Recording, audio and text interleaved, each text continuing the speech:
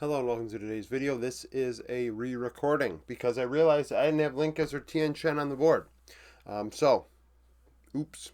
This is going over the rookies from winter in the jungle role. A rookie to me is somebody that didn't play the majority of the games the season prior or at any point in their career in a world's qualifying region, tier 1, for a team. So, for instance, if a player played 31 games and a team played 60 games in total in 2024, that would have been their rookie season, or they would have used their rookie split up, theoretically, if that was year one for them. But if they played 29 games and it was year one, they did not use up their rookie status. So, let's go over the players. Some interesting thoughts here.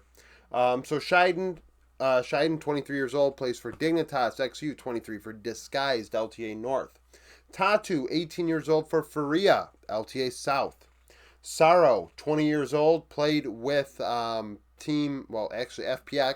is currently unemployed. He got cut. Climber, 20 years old, playing for LGD. Monkey, 21 years old, playing with Team Wii, replacing Tien Chen, who played with Team Wii and is 20 years old. Zhan Hao, Ultra Prime, 20 years old. Then in the LEC, we have Skuman, 20 years old for G2, and Linkus, playing with Vitality. He's 21. LCK, Hambuck, 22 years old for OK Bro. Courage, 20 years old, playing for SoftBank Hawks Gaming. His toe, playing with Team Secret Whales, only 17. And then Guan, who's 21, playing for Detonation Focus Me. So let's run through this and think about this for a moment. In terms of age, I mention age because the oldest players in this role going into this season are like Peanut, Karsa, and Peanut, Karsa, Levi.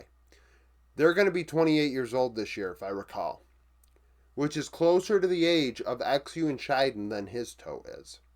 To kind of go to show you where his toe is in his career relative to other rookies going into the season. The late bloomers, etc., players finally getting an opportunity, or who knows what's going to happen. But it kind of goes to show what kind of curve I think people should be grading these players on, is that some players should be much more stable than others with a lower floor, maybe a higher floor but a lower ceiling. For instance, if a player is 23 years old, has played, well, look at Scheiden. He's played 15 games in LTA already. XU, 25 games in his career. Over a couple different splits with a couple different teams. But the point is, there is experience there. Almost 200 games of Tier 2 experience as well. So that gives you a higher floor. Like, this guy has played with good players. He knows maybe not how to screw up the game. Maybe he's not going to carry and take it over. But he's solid. Where a player like his toe only has 38 games of experience.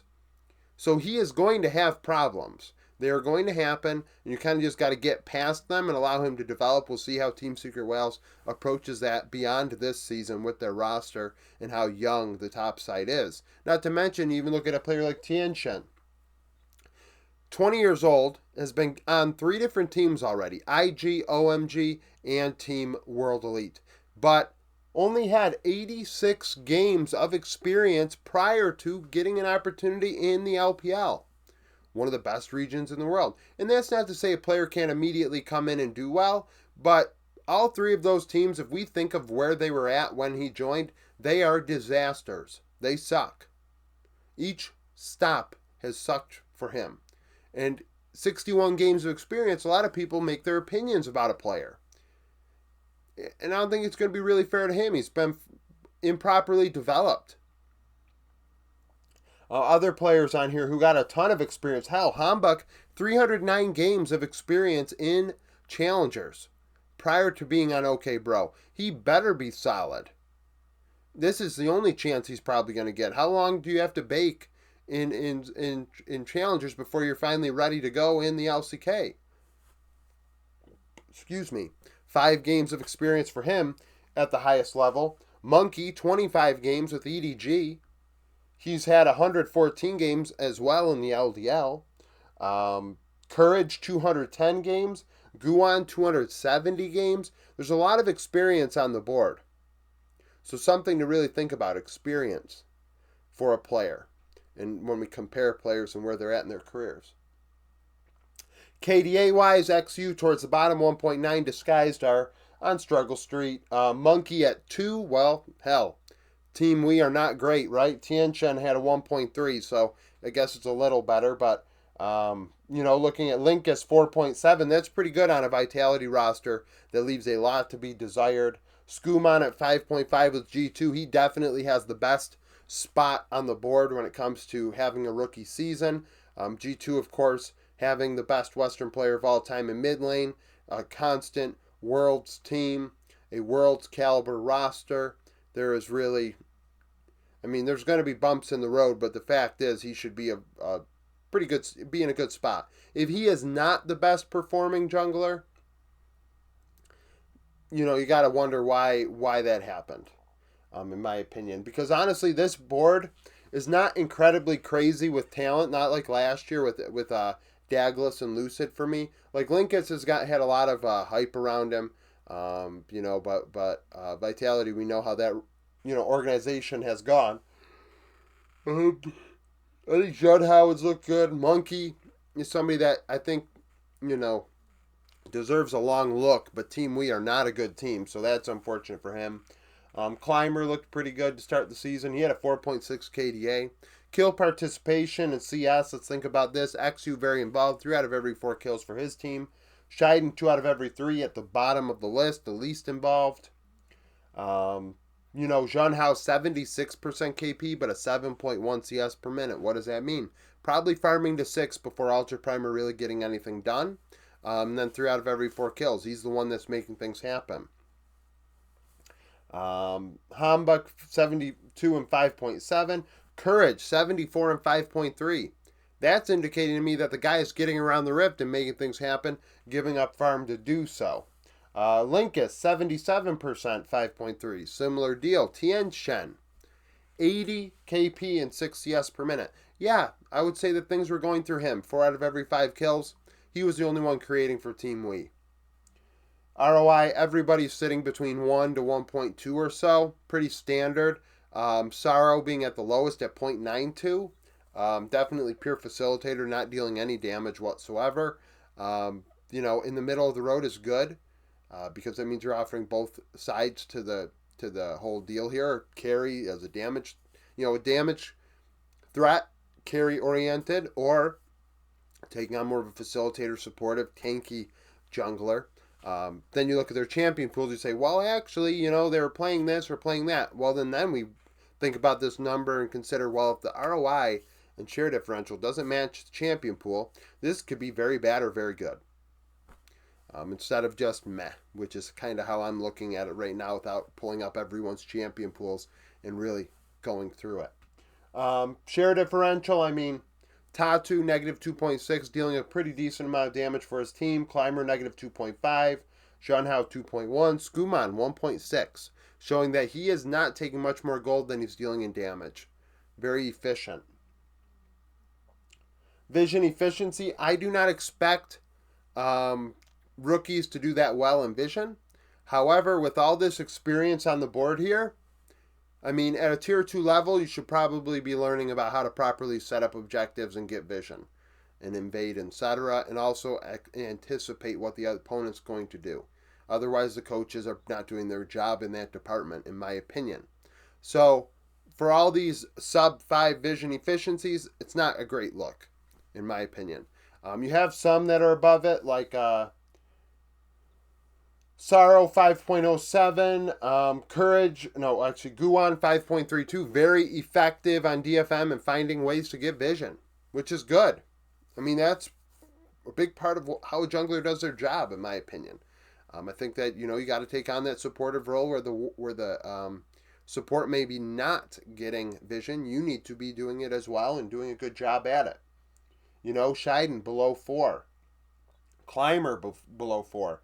Hambach, Courage, and Tianchen 3.36. Where the fuck are we even putting the vision? Are we putting the wards in our nexus? Like, let's be real here, or are we not using them at all?